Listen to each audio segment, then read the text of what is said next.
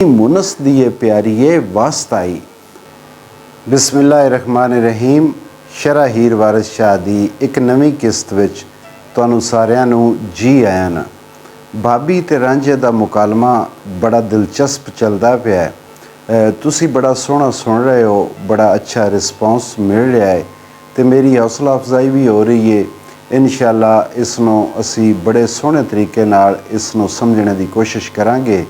ये जिहड़ा साडी पंजाबी दा एक नायाब किस्सा है, एक नायाब कलाम है।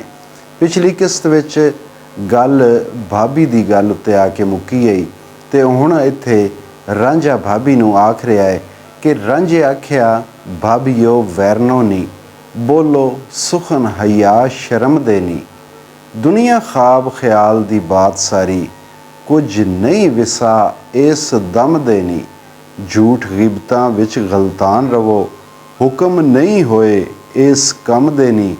वारस फेलां दे नाल खराब होंदे, बंदे पाक गुनाह थी जमदे नहीं। ए मिसरा हुण इन्हां जितने भी ये मिसरे हैं इन्हां विच कोई वज़ाहत दी लोड़ नहीं। ये सीधी सीधी गल है, अल्लाह दा हुक्म जिहड़ा वो सुनाया जा रहा है कि ये दुनिया जिहड़ी है ये ख्वाब ख्याल है, ये जिंदगी दा कोई भरोसा नहीं।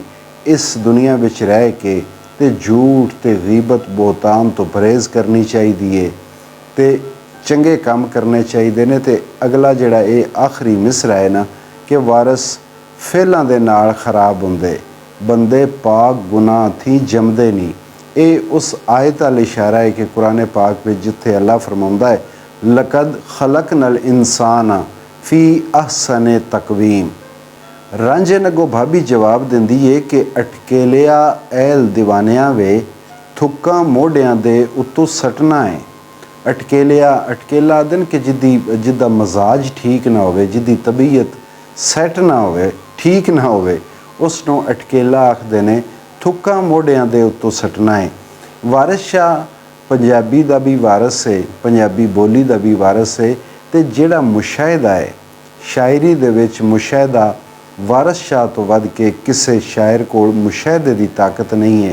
कि तुसी वेखो कि अज दे वसेब विच ते कुछ चीज़ां ढेर सारियां बदल गई।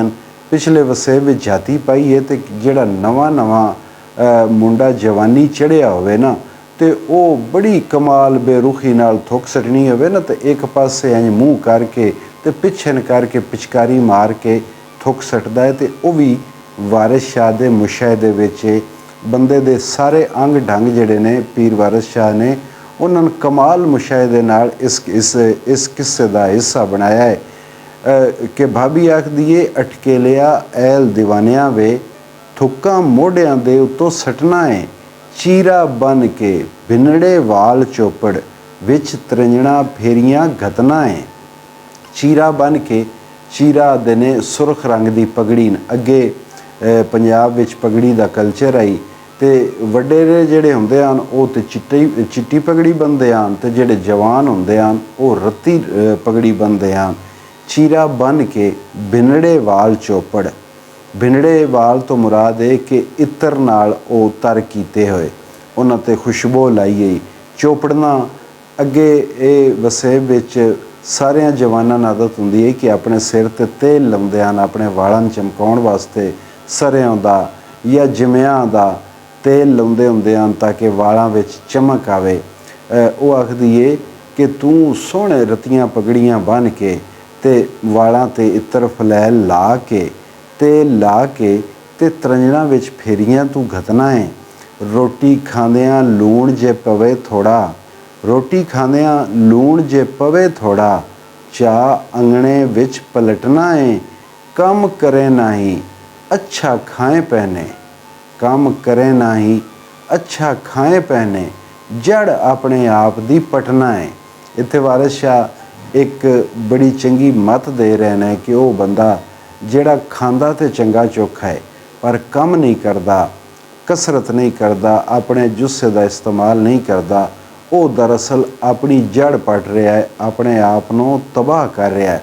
उसनों हुण भाभी ताना भी देंदी है, मेहना भी मारदी है, उन्हें समझाउंदी भी पई है कि तू जिहड़ा ये तेरा जिहड़ा तरीका है ना, तू बड़ा एक वो तकबरे होया, तू बड़े ਮਗਰੂਰੀ ਵਿੱਚ ਹੈ, ਆਪਣੀ ਜਵਾਨੀ ਦੇ ਚਾਅ ਵਿੱਚ ਹੈ ਕਿ ਮੋਢਿਆਂ ਤੋਂ ਥੁੱਕਾਂ ਸੱਟਣਾ ਹੈ ਤੇ ਚੀਰੇ ਬੰਨ੍ਹ ਕੇ ਤ੍ਰਿੰਜਣਾ 'ਚ ਫਿਰਦਾ। ਤੇ ਜੇ ਘਰ ਵਿੱਚ ਕਦੀ ਹਾਂਡੀ ਵਿੱਚ ਲੂਣ ਘੱਟ ਜਾਂ ਵੱਧ ਹੋਵੇ ਤੇ ਤੂੰ ਚਾਹ ਕੇ ਵਿਹੜੇ ਦੇ ਵਿੱਚ ਮਾਰਦਾ ਹੈ ਕਿ ਮੈਂ ਖਾਣਾ ਨਹੀਂ। ਇਹ ਤੇਰੇ ਜਿਹੜੇ ਨਖਰੇ ਹਨ, ਉਹਦੇ ਨਖਰਿਆਂ ਦੀਆਂ ਗੱਲਾਂ ਕਰ ਕੰਮ ਕਰੇ ਨਾ ਹੀ ਅੱਛਾ ਖਾਏ ਪੈਨੇ, ਜੜ ਆਪਣੇ ਆਪ ਦੀ ਪਟਨਾ ਹੈ। ਵਾਂਗ ਆਧੀਆਂ ਢਸ ਨਾ ਲਾਭ ਹੈ, ਵਾਂਗ ਆਧੀਆਂ ਢਸ ਨਾ ਲਾਭ ਹੈ, ਕੁਝ ਕਾਮ ਨਾ ਕਾਜ ਨਾ ਖਟਣਾ ਹੈ। ਵਾਂਗ ਆਧੀਆਂ, ਆਧੀ ਹੁੰਦੇ ਨੇ ਕਿ ਜਿਹੜੇ ਆਪਣੇ ਆਪ ਨੂੰ ਆਖਦੇ ਨੇ ਕਿ ਮੈਂ ਪਿਓ ਦੀ ਜਾਇਦਾਦ, ਅੱਧੀ ਜਾਇਦਾਦ ਦਾ ਮੈਂ ਵਾਰਸ ਹਾਂ। ਢਸਣਾ ਉਂਝ ਤੇ ਹੁੰਦਾ ਕਿ ਤਕੀਏ ਨਾਲ ਢੋ ਲਾ ਕੇ ਬਾਣੇ ਦੀ ਜਿਹੜੀ ਉਹ ਹਾਲਤ ਹੁੰਦੀ ਹੈ ਉਸ ਨੂੰ ਢਸਣਾ। ਤੇ ਇਹ ਇੱਕ ਉਹ ਮੰਜ਼ਰ ਕਸ਼ੀ ਹੈ ਕਿ ਜਿੱਥੇ ਉਹ ਜਨਾਬ ਆਪਣੇ ਪਿਓ ਦੀ ਜਾਇਦਾਦ ਦੇ ਅੱਧ ਦਾ ਵਾਰਸ ਹੋਣੇ ਦਾ ਆ ਕੇ ਤੇ ਤਕੀਏ ਉੱਤੇ ਟੇਕ ਲਾ ਕੇ ਲੱਤ 'ਤੇ ਲੱਤ ਰੱਖ ਕੇ ਐਵੇਂ ਵਿੱਚ ਨਾ ਕੁਝ ਕਰਨਾ, ਨਾ ਕੁਝ ਕੰਮ ਕਾਜ ਕਰਨਾ, ਕੋਈ ਨਾ ਕੁਝ ਕਾਜ ਨਾ ਕਾਮ ਨਾ ਖਟਣਾ ਹੈ। ਖਟਣਾ ਹੁੰਦਾ ਕਮਾਉਣਾ, ਕਿ ਕੁਝ ਕਮਾਈ ਨਹੀਂ ਕਰਦਾ, ਬਸ ਤੂੰ ਉਹ ਪਿਓ ਦੀ ਜਾਇਦਾਦ ਦੇ ਜ਼ੋਰ 'ਤੇ ਆ ਕੇ ਸਾਡੇ 'ਤੇ ਰੋਹ ਪਾਉਣਾ ਹੈ। ਵਾਰਸ ਗਫਲਤਾਂ ਵਿੱਚ ਨਾਬੂਦ ਜਿਹੜੇ, ਵਾਰਸ ਗਫਲਤਾਂ ਵਿੱਚ ਨਾਬੂਦ ਜਿਹੜੇ, ਤਿੰਨਾਂ ਆਖ ਕੀ ਖਟਣਾ ਵਟਣਾ ਹੈ। ਕਿ ਜਿਹੜੇ ਇਸ ਦੁਨੀਆ ਵਿੱਚ ਆ ਕੇ ਗਾਫਲ ਹੋ ਗਏ, ਜਿਹੜੇ ਗਫਲਤ ਵਿੱਚ ਪੈ ਗਏ, ਉਹਨਾਂ ਇੱਥੋਂ ਕੀ ਕਮਾ ਕੇ ਲੈ ਜਾਣਾ ਹੈ? ਉਹਨਾਂ ਕੁਝ ਨਹੀਂ ਕਮਾ ਕੇ ਲੈ ਜਾਣਾ, ਇੱਥੋਂ ਉਹਨਾਂ ਦੀ ਕਮਾਈ ਅੱਗੇ ਕੁਝ ਨਹੀਂ ਜਾਣੀ। ਹੁਣ ਉਸ ਭਾਬੀ ਦੀਆਂ ਗੱਲਾਂ ਤਾਨੇ ਮਿਹਣੇ ਸੁਣ ਕੇ ਤੇ ਥੋੜ੍ਹਾ ਜਿਹਾ ਉਹ ਬਿਜ਼ਾਰ ਹੋਇਆ। ਅੱਗੇ ਤੇ ਬਰਾਬਰ ਉਸ ਨਾਲ ਉਹ ਗੱਲਾਂ ਰਾਂਝਾ ਵੀ ਕਰਦਾ ਹੁੰਦਾ ਤੇ ਹੁਣ ਥੋੜ੍ਹਾ ਜਿਹਾ ਉਦਾਸ ਹੋ ਕੇ ਗੱਲ ਕਰਦਾ ਹੈ ਭਾਬੀ ਨਾਲ ਦਾ ਕਿ ਭੁੱਲ ਗਏ ਹਾਂ ਵੜੇ ਹਾਂ ਆਣ ਵੇੜੇ, ਸਾਨੂੰ ਬਖਸ਼ ਲੈ ਡਾਰੀਏ ਵਾਸਤਾਈ। ਡਾਰੀਏ ਭੁੱਲ ਗਏ ਹਾਂ ਵੜੇ ਹਾਂ ਆਣ ਵੇੜੇ, ਸਾਨੂੰ ਬਖਸ਼ ਲੈ ਡਾਰੀਏ ਵਾਸਤਾਈ। ਹੱਥੋਂ ਤੇਰਿਓਂ ਦੇਸ ਮੈਂ ਛੱਡ ਜਾਸਾਂ, ਰੱਖ ਲੈ ਹੰਸਾਰੀਏ ਵਾਸਤਾਈ। ਉਹ ਆਖਦਾ ਕਿ ਮੈਂ ਤੇਰੇ ਤੋਂ ਤੰਗ ਆ ਕੇ, ਮੈਂ ਤੇਰੀਆਂ ਇਹਨਾਂ ਤਾਨਿਆਂ ਮਿਹਣਿਆਂ ਤੋਂ ਆ ਕੇ ਤੇ ਮੈਂ ਇਹ ਦੇਸ, ਇਹ ਆਪਣਾ ਵਤਨ ਛੱਡ ਕੇ ਟੁਰ ਜਾਣਾ ਹੈ। ਦਿਨ ਰਾਤ ਤੂੰ ਜ਼ੁਲਮ ਤੇ ਲੱਕ ਬੱਧਾ, ਦਿਨ ਰਾਤ ਤੂੰ ਜ਼ੁਲਮ ਤੇ ਲੱਕ ਬੱਧਾ, ਮਰੇ ਰੂਪ ਸਿੰਗਾਰੀਏ ਵਾਸਤਾਈ। ਨਾਲ ਹੁਸਨ ਦੇ ਫਿਰੇ ਗੁਮਾਨ ਲੱਦੀ, ਨਾਲ ਹੁਸਨ ਦੇ ਫਿਰੇ ਗੁਮਾਨ ਲੱਦੀ, ਸਮਝ ਮਸਤ ਹਨਕਾਰੀਏ ਵਾਸਤਾਈ।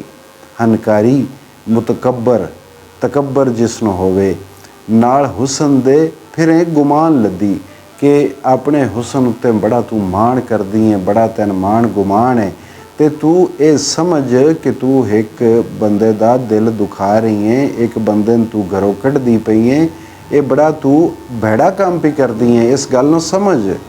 ਕਦੀ ਕਿਸੇ ਦੇ ਨਾਲ ਨਾ ਗੱਲ ਕਰੇ, ਕਦੀ ਕਿਸੇ ਦੇ ਨਾਲ ਨਾ ਗੱਲ ਕਰੇ, ਕਿਬਰ ਵਾਲੀਏ ਮਾਰੀਏ ਵਾਸਤਾਈ। ਕਿਬਰ ਵੀ ਤਕੱਬਰ ਨੂੰ ਹੀ ਆਖਦੇ ਨੇ। ਵਾਰਸ ਸ਼ਾਹ ਨੂੰ ਮਾਰਨਾ ਭਾਗ ਭਰੀਏ, ਵਾਰਸ ਸ਼ਾਹ ਨੂੰ ਮਾਰਨਾ ਭਾਗ ਭਰੀਏ, ਅਨੀ ਮੁਨਸ ਦੀਏ ਪਿਆਰੀਏ ਵਾਸਤਾਈ। ਭਾਗ ਭਰੀ, ਕੁਝ ਲੋਕਾਂ ਦਾ ਇਹ ਖਿਆਲ ਹੈ ਕਿ ਭਾਗ ਭਰੀ ਉਸ ਔਰਤ ਦਾ ਨਾਂ ਹੈ ਕਿ ਜਿਹਦੇ ਨਾਲ ਵਾਰਸ ਸ਼ਾਹ ਨੇ ਇਸ਼ਕ ਕੀਤਾ। ਤੇ ਉਂਝ ਭਾਗ ਭਰੀ ਅੱਗੇ ਅਗਲੇ ਵਕਤਾਂ ਵਿੱਚ ਅਕਸਰ ਬੰਦੇ ਜਿਹੜੇ ਆਪਣੀਆਂ ਬੀਵੀਆਂ ਨੂੰ ਵੀ ਭਾਗ ਭਰੀ ਆਖਦੇ ਹੁੰਦੇ ਹਨ ਕਿ ਭਾਗ ਭਰੀ ਤੋਂ ਮੁਰਾਦ ਹੈ ਬਖਤਾਂ ਵਾਲੀ ਖੁਸ਼ਕਿਸਮਤ ਔਰਤ। ਤੇ ਉਂਝ ਉਹਨਾਂ ਦਾ ਇੱਕ ਸਿਰਨਾਮਾ ਬਣਾ ਕੇ ਵੀ ਔਰਤ ਦਾ ਨਾਂ ਨਾ ਪੁਕਾਰਨਾ ਤੇ ਉਸ ਨੂੰ ਅੰਜੇ ਭਾਗ ਭਰੀ ਕਰਕੇ ਬੁਲਾ ਲੈਣਾ, ਅਨੀ ਮੁਨਸ ਦੀਏ ਪਿਆਰੀਏ ਵਾਸਤਾਈ। ਇਹ ਕਿਸੇ ਵੇਲੇ ਵਿੱਚ ਪੰਜਾਬ ਦੀ ਰਹਿਤ ਵਿੱਚ ਇਹ ਬੜੀ ਦੁਆ ਹੁੰਦੀ ਹੈ ਕਿ ਇੱਕ ਜਿਹੜੀ ਸ਼ਾਦੀशुदा औरत ਹੁੰਦੀ ਹੈ ਉਸ ਵਾਸਤੇ ਇਹ ਸਭ ਤੋਂ ਵੱਡੀ ਦੁਆ ਹੁੰਦੀ ਹੈ ਕਿ ਮੁਨਸ ਦੀਏ ਪਿਆਰੀਏ, ਕਿ ਤੂੰ ਆਪਣੇ ਖਾਮਦ ਨੂੰ ਪਿਆਰੀ ਰਵੇਂ ਜਾਂ ਤੂੰ ਆਪਣੇ ਖਾਮਦ ਦੀ ਪਿਆਰੀ ਹੈ। ਤੇ ਇਹ ਹੀ ਇਹਦੇ ਨਾਲ ਹੀ ਇਹਦੇ ਦੂਜੇ ਪਾਸੇ ਬਦਦੁਆ ਵੀ ਬੜੀ ਵੱਡੀ ਹੁੰਦੀ ਹੈ ਕਿ ਤੂੰ ਆਪਣਾ ਮੁਨਸ ਦੀ ਦੁਰਕਾਰੀ ਹੋਵੇਂ, ਯਾਨੀ ਤੂੰ ਖਾਮਦ ਤੋਂ ਦੁਰਕਾਰੀ ਜਾਵੇਂ। ਉਹ ਜਿਸ ਵੇਲੇ ਥੋੜ੍ਹਾ ਜਿਹਾ ਬਿਜ਼ਾਰ ਹੋਇਆ ਤੇ ਉਸ ਵੇਲੇ ਉਸ ਨੂੰ ਭਾਬੀ ਅੱਗੋਂ ਆਖ ਰਹੀ ਹੈ ਕਿ ਸਾਡਾ ਹੁਸਨ ਪਸੰਦ ਨਾ ਲਿਆਉਣਾ ਹੈ, ਸਾਡਾ ਹੁਸਨ ਪਸੰਦ ਨਾ ਲਿਆਉਣਾ ਹੈ, ਜਾ ਹੀਰ ਸਿਆਲ ਵਿਆਹ ਲਿਆਵੀਂ। ਇਸ ਮਿਸਰੇ ਵਿੱਚ ਮੈਂ ਕੁਝ ਅਰਸਾ ਪਹਿਲੇ ਟੈਲੀਵਿਜ਼ਨ ਦੇ ਉੱਤੇ ਇੱਕ ਪ੍ਰੋਗਰਾਮ ਸੁਣ ਰਿਹਾ ਸੀ ਤੇ ਸਾਡੇ ਪੰਜਾਬੀ ਦੇ ਇੱਕ ਬੜੇ ਵੱਡੇ ਲਿਖਾਰੀ, ਇੱਕ ਬਹੁਤ ਵੱਡੀ ਹਸਤੀ, ਉਹ ਇਸ ਜੁਮਲੇ ਉੱਤੇ ਇਤਰਾਜ਼ ਕਰ ਰਹੇ ਹਨ ਬਜ਼ੁਰਗਾਂ ਕਿ ਇਹ ਕਿਵੇਂ ਹੋ ਸਕਦਾ ਹੈ ਕਿ ਭਰਜਾਈ ਉਸ ਨੂੰ ਆਪਣੇ ਹੁਸਨ ਦੀ, ਯਾਨੀ ਇਹ ਰਵਾਇਤ ਦੇ ਖਿਲਾਫ ਹੈ, ਕਲਚਰ ਦੇ ਖਿਲਾਫ ਹੈ ਕਿ ਭਰਜਾਈ ਆਪਣੇ ਦੇਵਰ ਨੂੰ ਕਿਵੇਂ ਉਹ ਆਪਣੇ ਹੁਸਨ ਦੀ ਗੱਲ ਕਰ ਰਹੀ ਹੈ। ਅਤੇ ਉਹਨਾਂ ਨੂੰ ਵੀ ਇਸ ਗੱਲ ਵਿੱਚ ਫਰਕ ਲੱਗਾ ਹੈ ਕਿ ਜ਼ਰੂਰਤ ਸ਼ਹਿਰੀ ਦੇ ਮੁਤਾਬਕ ਇਸ ਨੂੰ ਥੋੜ੍ਹਾ ਜਿਹਾ ਤੰਗ ਕੀਤਾ ਗਿਆ, ਘੱਟ ਕੀਤਾ ਗਿਆ ਹੈ।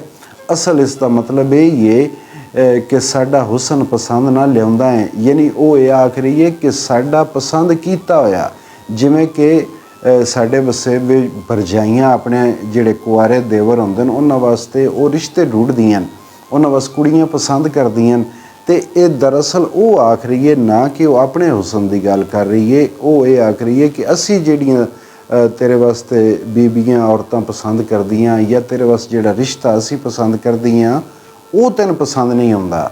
ਸਾਡਾ ਹੁਸਨ ਪਸੰਦ ਨਾਲ ਲਿਆਉਣਾ ਹੈ।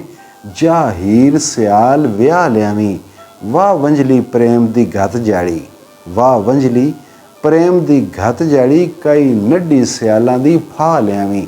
ਉਹ ਹੁਣ ਆਖਦੀ ਹੈ ਜੀ ਵੰਝਲੀ ਤੂੰ ਪਕੜ ਕੇ ਫਿਰਦਾ ਹੈ ਪਿਆ, ਇਹ ਵੰਝਲੀ ਤੇਰੇ ਕੋਲ ਹੋਰ ਤਾਂ ਤੈਨੂੰ ਕੁਝ ਆਉਂਦਾ ਨਹੀਂ, ਜਾ ਇਹ ਵੰਝਲੀ ਜਾ ਕੇ ਉਹ ਕੋਈ ਸਿਆਲਾਂ ਦੀ ਕੁੜੀ ਜਿਹੜੀ ਹੈ ਉਹਨੂੰ ਸੁਣਾ, ਉਸ ਨੂੰ ਪ੍ਰੇਮ ਦੀ ਜਾੜੀ ਵਿੱਚ ਫਸਾ ਅਤੇ ਉੱਥੋਂ ਲੈ ਕੇ ਆ।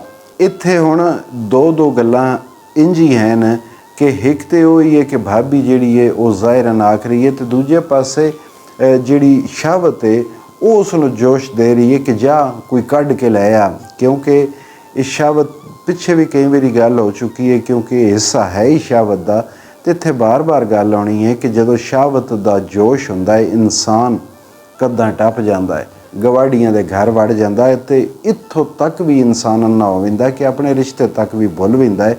ਇਹ ਸ਼ਹਾਵਤ ਦਾ ਜੋਸ਼ ਹੈ ਹੀ।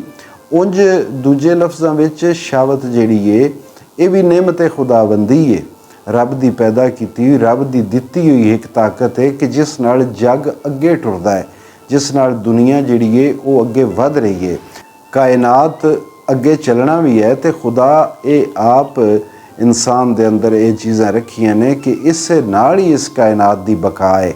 ਅਗਰ ਇਹ ਨਾ ਹੋਵੇ ਤਾਂ ਫਕੀਰ ਜਾਂ ਤਸਵੁਫ ਦਾ ਜਿਹੜਾ ਰਾਹੀ ਹੈ ਉਸ ਦਾ ਇਹ ਆਖਣਾ ਹੁੰਦਾ ਹੈ ਕਿ ਇਸ ਨੂੰ ਕਾਬੂ 'ਚ ਰੱਖੋ, ਇਸ ਨੂੰ ख़त्म करना ਦੀ किधरे गल नहीं है। बाज़ लोग फ़कर विच ये समझते हैं कि शहावत नूं बिल्कुल ख़त्म कर देना फ़कीरी है या तसव्वुफ है कि इस तो बिल्कुल जत्ती सत्ती हो बैना, इस तुआरी हो बैना। कतन नहीं। वारिस शाह अगे जाके तुहानूं सारियां गल्लां समझ आ जाणगियां कि वारिस शाह जिस तसव्वुफ की गल कर रहे हैं उस विच इन्हां चीज़ां अपने कंट्रोल विच करना है, अपने कब्जे च करना है। इंज ना होवे कि ये तुहाडे उत्ते सवारी करन, ਤੁਹਾਨੂੰ ਮਜਬੂਰ ਕਰਨ, ਤੁਸੀਂ ਮੁਆਸ਼ਰੇ ਦੀਆਂ ਹੱਦਾਂ ਤਰੋੜੋ, ਤੁਸੀਂ ਇਖਲਾਕੀਆਤ ਦੀਆਂ ਹੱਦਾਂ ਤਰੋੜੋ, ਤੁਸੀਂ ਕਿਸੇ ਦੀ ਬੇਇੱਜ਼ਤੀ ਦਾ ਸਬਬ ਬਣੋ। ਇਹ ਸ਼ਹਾਵਤ ਦਾ ਘੋੜਾ, ਇਸ ਦੀ ਵਾਗ ਤੁਹਾਡੇ ਹੱਥ ਵਿੱਚ ਹੋਵੇ। ਇਹ ਘੋੜਾ ਉੱਥੇ ਭੱਜੇ ਜਿੱਥੇ ਦਾ ਮੈਦਾਨ ਹੋਵੇ, ਜਿੱਥੇ ਦੀ ਜਗ੍ਹਾ ਹੋਵੇ, ਨਾ ਕਿ ਹਰ ਪਾਸੇ ਮੂੰਹ ਮਾਰਦਾ ਫਿਰਦਾ ਹੋਵੇ। ਤੇ ਰਾਤ ਫੇਰੀ ਉਹਦੇ ਮਗਰ ਲੱਗਾ। ਉਹ ਭਾਬੀ ਹੁਣ ਉਸ ਨੂੰ ਆਖ ਰਹੀ ਏ, ਉਹਨੂੰ ਪੜ੍ਹਾ ਰਹੀ ਏ ਕਿ ਦੇ ਰਾਤ ਫੇਰੀ ਉਹਦੇ ਮਗਰ ਲੱਗਾ, ਜਿਵੇਂ ਦਾ ਲੱਗਾ ਤਿਵੇਂ ਲਾ ਲਿਆਵੀਂ। ਤੈਥੇ ਵੱਲ ਹੈ ਰੰਨਾ ਵਿਲਾਵਣੇ ਦਾ, ਤੈਥੇ ਵੱਲ ਹੈ ਰੰਨਾ ਵਿਲਾਵਣੇ ਦਾ। ਰਾਣੀ ਕੋਕਲਾਂ ਮਹਿਲ ਤੋਂ ਲਾ ਲਿਆਵੀਂ। ਰਾਣੀ ਕੋਕਲਾਂ ਇੱਕ ਇਹ ਵੀ ਕਦੀਮ ਕਿੱਸਾ ਹੈ, ਇੱਕ ਮਲਕਾਈ, ਇੱਕ ਬਾਦਸ਼ਾਹ ਦੀ ਮਲਕਾਈ, ਅਤੇ ਉਹ ਰਾਣੀ ਕੋਕਲਾਂ ਤੋਂ ਦਾ ਮਹਲ ਵੀ ਬੜਾ ਮਸ਼ਹੂਰ ਹੈ। ਇਹ ਉਸ ਨੂੰ ਤਾਨਾ ਵੀ ਮਾਰਦੀ ਹੈ ਕਿ ਸਾਡੀਆਂ ਪਸੰਦ ਕੀਤੀਆਂ ਹੋਈਆਂ ਜਿਹੜੀਆਂ ਕੁੜੀਆਂ ਉਹ ਤੇਰੇ 'ਤੇ ਪਸੰਦ ਆਉਂਦੀਆਂ ਨਹੀਂ, ਤੂੰ ਉਹਨਾਂ ਨੂੰ ਰੱਦ ਕਰਦਾ। ਅਤੇ ਜਾ ਰਾਣੀ ਕੋਕਲਾਂ ਨੂੰ ਇਹ ਇੱਕ ਤਾਨੇ ਦੇ ਤੌਰ 'ਤੇ ਰਾਣੀ ਕੋਕਲਾਂ ਦਾ ਉਸ ਨਾਂ ਲਿਆ ਹੈ। ਦਿਨੇ ਬੂਹਿਓਂ ਕੱਢਣੀ ਨਾ ਮਿਲੇ, ਦਿਨੇ ਬੂਹਿਓਂ ਕੱਢਣੀ ਨਾ ਮਿਲੇ, ਰਾਤੀ ਕੰਧ ਪਿਛਵਾੜਿਓਂ ਢਾਹ ਲਿਆਵੀਂ। ਬਈ ਜੇ ਦਿਹਾੜੀ ਤੇਰਾ ਦਾ ਨਾ ਲੱਗਾ, ਸਿੱਧੇ ਰਾਹ ਨਾ ਹੁੰਦੀ ਹੋਈ, ਤੂੰ ਨਾ ਲਿਆ ਸਕਦਾ ਐਵੇਂ। ਇਹ ਹੁਣ ਜੋਸ਼ ਦੇ ਰਹੀ ਹੈ, ਸ਼ਹਾਵਤ ਇਨਸਾਨ ਨੂੰ ਜੋਸ਼ ਦੇ ਰਹੀ ਹੈ, ਉਹਨੂੰ ਮਜਬੂਰ ਕਰ ਰਹੀ ਹੈ ਕਿ ਤੂੰ ਇਹ ਕੰਮ ਕਰ। ਦਿਨੇ ਬੂਹਿਓਂ ਕੱਢਣੀ ਨਾ ਮਿਲੇ, ਰਾਤੀ ਕੰਧ ਪਿਛਵਾੜੇ ਉਹ ਢਾਹ ਲਿਆਵੀਂ। ਕਿ ਰਾਤੀ ਪਿੱਛੋਂ ਚੋਰੀ ਯਾਨੀ ਸੰਨ ਮਾਰ ਕੇ ਪਾੜ ਲਾ ਕੇ ਤੇ ਕਿਸੇ ਤਰੀਕੇ ਕੱਢ ਕੇ ਲੈ ਆਵੀਂ। ਵਾਰਿਸ ਸ਼ਾਹ ਨੂੰ ਨਾਲ ਲਿਜਾਈ ਕੇ ਤੇ, ਵਾਰਿਸ ਸ਼ਾਹ ਨੂੰ ਨਾਲ ਲਿਜਾਈ ਕੇ ਤੇ ਕੋਈ ਦਮ ਦੇ ਕੇ ਖਿਸਕਾ ਲਿਆਵੀਂ। ਕਿ ਵਾਰਿਸ ਸ਼ਾਹ ਬੜਾ ਫਕੀਰ ਬਣਿਆ ਫਿਰਦਾ ਹੀ, ਇਹ ਬੜਾ ਪੀਰ ਬਣਿਆ ਫਿਰਦਾ ਹੀ, ਇਹ ਜਾ ਇਹਨ ਲੈ ਜਾ, ਜੇ ਤੇਰੇ ਕੋਲ ਕੰਮ ਨਹੀਂ ਹੁੰਦਾ ਤੇ ਜਾ ਵਾਰਿਸ ਸ਼ਾਹ ਤੋਂ ਫੂਕ ਮਰਵਾ ਤੇ ਉਹਨ ਆਪਣੇ ਵਸ ਵਿੱਚ ਕਰ ਤੇ ਉਹਨ ਲੈ ਆ। ਹੁਣ ਉਸ ਭਾਬੀ ਦੀਆਂ ਇਹਨਾਂ ਗੱਲਾਂ ਦੇ ਜਵਾਬ ਵਿੱਚ ਰਾਂਝਾ ਉਸ ਨੂੰ ਜਵਾਬ ਦੇ ਰਿਹਾ, ਸੀਨਾ ਤਾਣ ਕੇ ਦੇ ਰਿਹਾ ਹੈ। ਕੁਝ ਲਿਖਾਰੀਆਂ, ਕੁਝ ਜਿਹੜੇ ਸ਼ਰ੍ਹਾ ਕਰਨ ਵਾਲੇ ਨੇ, ਉਹਨਾਂ ਇਹ ਦੱਸਿਆ ਕਿ ਇਹ ਜਿਹੜਾ ਇਨਸਾਨ ਹੈ ਇਹ ਹੁਣ ਇੱਥੇ ਹੱਠ ਪਿਆ ਕਰਦਾ ਹੈ ਆਪਣੀ ਅਸਲ ਨੂੰ ਕਾਬੂ ਕਰਨ ਦਾ, ਕਿ ਆਪਣੀ ਰੂਹ ਨੂੰ ਆਪਣੀ ਰੂਹ ਨਾਲ ਮਿਲਣ ਦਾ। ਤੇ ਇਸ ਸ਼ਹਿਬਤ ਦਾ ਜਿਹੜਾ ਤਾਨੇ ਮਿਹਣੇ ਹਨ ਉਹਨਾਂ ਦਾ ਜਵਾਬ ਦੇਣੇ ਵਾਸਤੇ ਉਹ ਆਖਦਾ ਪਿਆ ਹੈ ਕਿ ਨੱਢੀ ਸਿਆਲਾਂ ਦੀ ਵਿਆਹ ਕੇ ਲਿਉਸਾਂ ਮੈਂ, ਨੱਢੀ ਸਿਆਲਾਂ ਦੀ ਵਿਆਹ ਕੇ ਲਿਉਸਾਂ ਮੈਂ, ਕਰੇ ਬੋਲੀਆਂ ਤੇ ਠਠੋਲੀਆਂ ਨਹੀਂ, ਠਠੋਲੀਆਂ ਤਾਨੇ ਮਾਰਨਾ, ਤਾਨੇ ਜ਼ਨੀ ਕਰਨਾ ਕਿ ਤੂੰ ਹੁਣ ਮੈਨੂੰ ਬੋਲੀਆਂ ਮਾਰੀਆਂ ਨਾ, ਤੂੰ ਮੈਨੂੰ ਤਾਨੇ ਮਾਰਨ ਤੇ ਮੈਂ ਹੁਣ ਉਹ ਨੱਢੀ ਸਿਆਲਾਂ ਦੀ ਵਿਆਹ ਕੇ ਲੈ ਕੇ ਆਵਾਂਗਾ।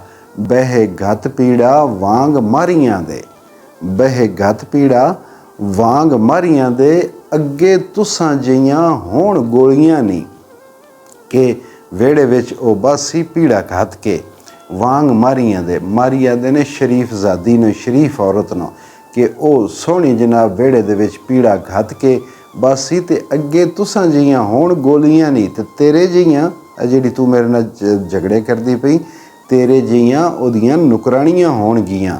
ਮੱਜੂ ਵਾਹ ਵਿੱਚ ਬੋੜੀਏ ਭਾਬੀਆਂ ਨੂੰ, ਮੱਜੂ ਵਾਹ ਵਿੱਚ ਬੋੜੀਏ ਭਾਬੀਆਂ ਨੂੰ, ਹੋਣ ਤੁਸਾਂ ਜਿਹੀਆਂ ਬੜਬੋਲੀਆਂ ਨਹੀਂ। ਬੜਬੋਲੀਆਂ ਹੁੰਦੀਆਂ ਨੇ ਕਿ ਜਿਹੜੀਆਂ ਜ਼ਬਾਨ ਦਰਾਜ਼ ਹੁੰਦੀਆਂ, ਬਹੁਤ ਜ਼ਿਆਦਾ ਗੱਲਾਂ ਕਰਨੇ ਵਾਲੀਆਂ। ਮੱਜੂ ਵਾਹ, ਮੱਜੂ ਵਾਹ ਇੱਕ ਤਾਂ ਇਹ ਹੁੰਦਾ ਕਿ ਜਿਹੜਾ ਦਰਿਆ ਦਾ ਵਿਚਕਾਰਲਾ ਮੰਝਦਾਰ ਜਿਸ ਨੂੰ ਆਖਦੇ ਨੇ, ਉਸ ਦਾ ਦਰਮਿਆਨ ਵਾਲਾ ਜਿਹੜਾ ਡੂੰਘਾ ਹਿੱਸਾ ਹੁੰਦਾ ਹੈ ਉਸ ਨੂੰ ਮੱਜੂ ਵਾਹ ਹੁੰਦੇ ਨੇ। ਅਤੇ ਇੱਕ ਇਹ ਵੀ ਹੁੰਦਾ ਹੈ ਕਿ ਮੱਜੂ ਵਾਹ ਦਰਿਆ ਦੇ ਨਾਲ ਇੱਕ ਲੜਾ ਵਗਦਾ ਹੈ, ਦਰਿਆ ਦਾ ਜਿਹੜਾ ਅਸਲ ਦਰਿਆ ਚੱਲਦਾ ਪਿਆ ਹੁੰਦਾ, ਤਾਂ ਉਹਦੇ ਨਾਲੋਂ ਇੱਕ ਦਰਿਆ ਦਾ ਲੜਾ ਜਿਹੜਾ ਚੱਲ ਰਿਹਾ ਹੁੰਦਾ, ਉਸ ਨੂੰ ਸਾਡੀ ਰਹਿਤਲ ਵੀ ਲੜਾ ਆਖਦੇ ਨੇ। ਉਹ ਵੀ ਆਖਦੇ ਨੇ ਕਿ ਤੁਹਾਡੇ ਜਿਹੀਆਂ ਜਿਹੜੀਆਂ ਬੜਬੋਲੀਆਂ ਨਾ, ਜਿਹੜੀਆਂ ਭਾਂਤ ਭਾਂਤ ਦੀਆਂ ਗੱਲਾਂ ਜਿਨ੍ਹਾਂ ਦੀ ਜ਼ੁਬਾਨ ਅੰਦਰ ਵੜਦੀ ਹੀ ਨਹੀਂ ਹੈ, ਤੁਹਾਡਾ ਇਲਾਜ ਤਾਂ ਇਹ ਹੈ ਕਿ ਤੁਹਾਨੂੰ ਬੰਦਾ ਲੈ ਜਾਵੇ ਤੇ ਦਰਿਆ ਦਾ ਉਹ ਡੂੰਘਾ ਜਿੱਦਾਂ ਅੰਤ ਕੋਈ ਨਹੀਂ, ਉੱਥੇ ਤੁਹਾਨੂੰ ਬਈ ਕੋਈ ਸੂਰਤ ਨਾ ਬਚੇ ਤੁਹਾਡੇ ਬਚਣੇ ਦੀ। ਬਸ ਕਰੋ ਭਾਬੀ ਅਸੀਂ ਰੱਜ ਰਹੇ, ਬਸ ਕਰੋ ਭਾਬੀ ਅਸੀਂ ਰੱਜ ਰਹੇ, ਭਰ ਦਿੱਤੀਆਂ ਜੇ ਸਾਨੂੰ ਝੋਲੀਆਂ ਨਹੀਂ, ਕਿ ਮੈਨੂੰ ਤੂੰ ਬੜਾ ਕੁਝ ਕਰ ਛੱਡਿਆ ਤੇ ਬੜਾ ਕੁਝ ਦੇ ਛੱਡਿਆ, ਹੁਣ ਤੂੰ ਬਸ ਕਰ। ਨਕਲਾਂ ਨਿਤ ਕਰੋ ਵਿੱਚ ਵਿਹੜਿਆਂ ਦੇ, ਭੰਡਾਂ ਕੰਜਰਾਂ ਦੀਆਂ ਜਿਵੇਂ ਟੋਲੀਆਂ ਨਹੀਂ, ਵਾਰਸ ਆਕਬਤ ਤਿਨਾਂ ਨੂੰ ਅਜਰ ਮਿਲ ਸੀ, ਵਾਰਸ ਆਕਬਤ ਤਿਨਾਂ ਨੂੰ ਅਜਰ ਮਿਲ ਸੀ, ਪੂਰੇ ਪਾ ਵਟੇ ਜਿਨ੍ਹਾਂ ਤੋਲੀਆਂ ਨਹੀਂ। ਇਸ ਆਖਰੀ ਮਿਸਰੇ ਦਾ ਮਤਲਬ ਵੀ ਦੋ ਤਰ੍ਹਾਂ ਦਾ ਲਿਆ ਜਾਂਦਾ ਹੈ ਕਿ ਇੱਕ ਤੇ ਉਹ ਕਿ ਆਕਬਤ ਨੂੰ ਉਹਨਾਂ ਨੂੰ ਅਜਰ ਮਿਲ ਸੀ, ਇਸ ਦੀ ਜਜ਼ਾ ਮਿਲ ਸੀ, ਜਿਨ੍ਹਾਂ ਪੂਰੇ ਪਾ ਵਟੇ ਜਿਨ੍ਹਾਂ ਤੋਲੀਆਂ ਨਹੀਂ, ਕਿ ਜਿਨ੍ਹਾਂ ਇਸ ਦੁਨੀਆ 'ਤੇ ਪੂਰੇ ਵੱਟੇ ਪਾ ਕੇ ਪੂਰਾ ਤੋਲ ਕੀਤਾ, ਕਿ ਇਬਾਦਾਤ, ਇਖਲਾਕੀਆਤ, ਰੱਬ ਨੂੰ ਵੀ ਯਾਦ ਰੱਖਿਆ, ਰੱਬ ਦੀ ਮਖਲੂਕ ਦੇ ਵੀ ਜਿਹੜੇ ਕੰਮ ਆਉਂਦੇ ਰਹੇ, ਹਰ ਮਾਮਲੇ ਵਿੱਚ ਜਿਹੜੇ ਠੀਕ ਰਹੇ, ਉਹਨਾਂ ਨਜ਼ਰ ਮਿਲ ਸੀ। ਅਤੇ ਦੂਜਾ ਮਤਲਬ ਇਸ ਦਾ ਇੱਕ ਸੂਰਾ ਆਰਾਫ ਦੀ ਇੱਕ ਆਇਤ ਹੈ, ਇਹਦਾ ਇਸ਼ਾਰਾ ਉਸ ਆਇਤ ਵੱਲ ਵੀ ਹੈ ਕਿ ਵਲ ਵਜ਼ਨ ਯੌਮ ਜ਼ਿਲ ਹੱਕ ਫਮਨ ਸਕੁਲਤ ਮਵਾਜ਼ੀਨਹੁ ਫਉਲਾਇਕਾ ਹੁਮੁਲ ਮੁਫਲਿਹੂਨ, ਕਿ ਆਖਰਤ ਨੂੰ ਜਿਹੜਾ ਤੋਲ ਹੋਣਾ ਹੈ ਉਹ ਹੱਕ ਹੈ, ਉਹ ਬਰਹੱਕ ਹੈ, ਉਹ ਹੋਣਾ ਹੈ। ਅਤੇ ਜਿੱਥੇ ਉੱਥੇ ਜਿਨ੍ਹਾਂ ਦੇ ਪਲੜੇ ਨੇਕੀਆਂ ਨਾਲ ਭਾਰੇ ਹੋਏ ਉਹ ਫਲਾਹ ਪਾ ਜਾਣਗੇ। ਜਿਸ ਵੇ ਗੱਲਾਂ ਰਾਂਝੇ ਨੇ ਉਸ ਆਪਣੀ ਭਾਬੀ ਨਾਲ ਕੀਤੀਆਂ ਨੇ, ਤੇ ਭਾਬੀ ਫਿਰ ਉਹਦਾ ਜਵਾਬ ਅੱਗੋਂ ਦਿੰਦੀ ਏ ਕਿ ਕਿਆ ਭੈੜ ਮਚਾਈ ਕਚਿਆ ਵੇ, ਕਿਆ ਭੈੜ ਮਚਾਈ ਕਚਿਆ ਵੇ, ਮੱਥਾ ਡਾਈ ਸੌਕਣਾ ਵਾਂਗ ਕਿਆ। ਕੱਚਾ ਦਿਨ ਕਿ ਜਿਹੜਾ ਅਕਲ ਦਾ ਕੱਚਾ ਹੋਵੇ, ਕਿਆ ਭੈੜ ਮਚਾਈ ਕਚਿਆ ਵੇ, ਮੱਥਾ ਡਾਈ ਸੌਕਣਾ ਵਾਂਗ ਕਿਆ, ਜਾ ਸਜਰਾ ਕੰਮ ਗਵਾ ਨਹੀਂ, ਜਾ ਸਜਰਾ ਕੰਮ ਗਵਾ ਨਹੀਂ, ਹੋ ਜਸ ਜਾਂ ਜੋਬਨਾ ਫੇਰ ਬਿਆ। ਬਈ ਢਿੱਲ ਨਾ ਲਾ, ਨਿਕਲਣੇ ਵਾਲੀ ਗੱਲ ਕਰ, ਹੁਣ ਤੇਰਾ ਵਕਤ ਹੈ, ਹੁਣ ਤੂੰ ਜਵਾਨ ਹੈ, ਇੰਜ ਨਾ ਹੋਵੇ ਕਿ ਤੇਰਾ ਜੋਬਨ ਢਲ ਜਾਵੇ ਤੇ ਤੈਨੂੰ ਅੱਗੋਂ ਕੋਈ ਘਾਹ ਹੀ ਨਾ ਪਾਵੇ। ਤੂੰ ਐਡੀਆਂ ਗੱਲਾਂ ਪਿਆ ਕਰਦਾ ਕਿ ਮੈਂ ਲੈ ਉਸਾਂ ਤੇ ਉਹ ਮਾਰੀ ਬਣ ਕੇ ਵਿਹੜੇ ਵਿੱਚ ਬਸ ਸੀ ਤੇ ਤੁਸੀਂ ਅੱਗੇ ਨੁਕਰਾਣੀਆਂ ਹੋ ਸੀ। ਢਿੱਲ ਨਾ ਲਾ, ਜਾ ਹੁਣ ਹੀ ਨਿਕਲਣੇ ਵਾਲੀ ਗੱਲ ਕਰ। ਰਾਂਝੇ ਖਾ ਗੁੱਸਾ ਮਗਰ ਧਰੌਲ ਮਾਰੀ, ਰਾਂਝੇ ਖਾ ਗੁੱਸਾ ਮਗਰ ਧਰੌਲ ਮਾਰੀ, ਕਹੀ ਚਮੜੀ ਉਹਨੂੰ ਜਿਵੇਂ ਲਿਆ।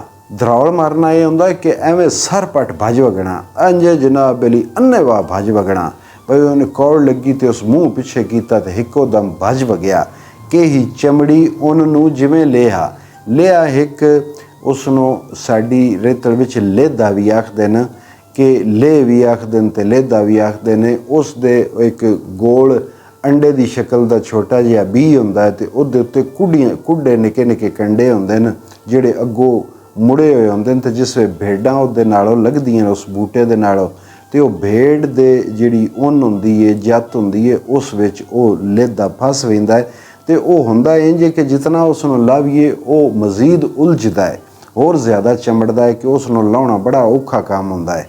ਤੁਸੀਂ ਦੇਸ ਰੱਖੋ ਅਸੀਂ ਛੱਡ ਚੱਲੇ, ਤੁਸੀਂ ਦੇਸ ਰੱਖੋ ਅਸੀਂ ਛੱਡ ਚੱਲੇ, ਲਾ ਝਗੜਾ ਭਾਬੀਏ ਗੱਲ ਇਹ ਆ, ਤੂੰ ਰੱਖੇ ਦੇਸ ਆਪਣਾ, ਤੂੰ ਇਹ ਆਪਣਾ ਮੁਲਕ ਆਪਣੇ ਕੋਲ, ਝਗੜਾ ਮੁਕਾ ਗੱਲ ਮੁਕਾ, ਅਸੀਂ ਟੁਰ ਜਾਂਦੇ ਹਾਂ, ਤੂੰ ਇਹ ਦੇਸ ਸਾਂਭ ਲੈ।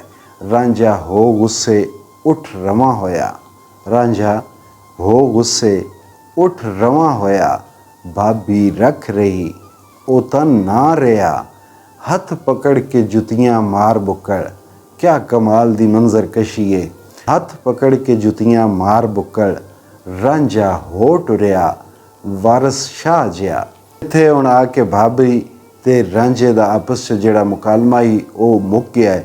ਅਗਲੀ ਕਿਸ਼ਤ ਵਿੱਚ ਹੁਣ ਰਾਂਝਾ ਤਖਤ ਜ਼ਾਰਿਓ ਨਿਕਲਣ ਲੱਗਾ ਹੈ ਤੇ ਹੁਣ ਦਿਓ ਇਜਾਜ਼ਤ, ਰੱਬ ਰਾਖਾ।